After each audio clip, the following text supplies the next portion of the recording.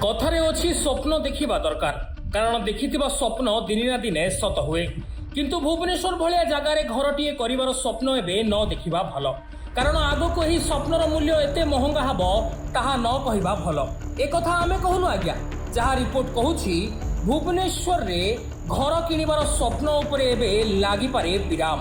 यार मुख्य कारण साजिछि अल्प दिन भितर आकाश छुआ होइतिबा जमीर मूल्य नुआ बेंचमार्क मूल्य जहाँ रही देखी हुए तो आपण आश्चर्य हो जाई पारंती। आगरू मझी अंचल में जमी दर में हाथ मारी हो नथिला एबे उपकंठ अंचल में मध्य जमी मूल्य खूब बढ़ी एमिति कि दिल्ली मुंबई मध्य पछरे पड़िजिबे। तेबे चलित आर्थिक वर्ष आरंभ सहित एमिति बढ़िथिबा जमीर मूल्य समस्तंकु करिछि आश्चर्य। कहि हबो जे टंका जहार भुवनेश्वर ताहार। तेबे हठात परिवर्तन काहेकि एते बड़ चेंज कौन भुवनेश्वर भली सहर में घर किणवा एवं सात स्वप्न हो मिडिल क्लास लोके केउठी फिट हेबे। भुवनेश्वर रे अनेक एरिया रे वर्तमान 70 रु 100% पर्यंत प्राइस जंप देखिया को मिलुछि।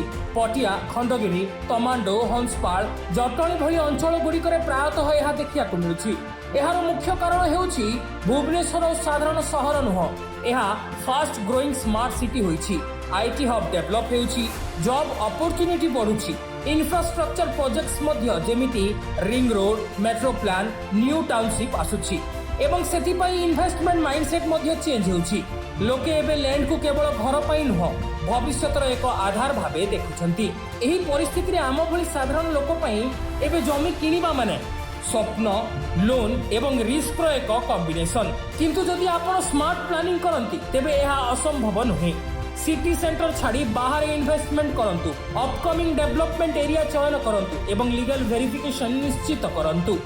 आज जो जगह खाली लगुच 5 वर्ष पर ताहा एक डेवलपमेंट एरिया होई पारे सेथिपाई सब बेले गोटे कथा मन रखंतु जमी किनिबा पई सर्वोत्तम समय होछि आज। तेणु निष्पत्ति आपणकर आज स्मार्ट सेप नहीं भविष्य सुरक्षित करिवे ना काली प्राइस आहुरी बढ़ी गला परे रिग्रेट करिवे। प्रश्न आमर निष्पत्ति आपणकर। रहुछु नमस्कार।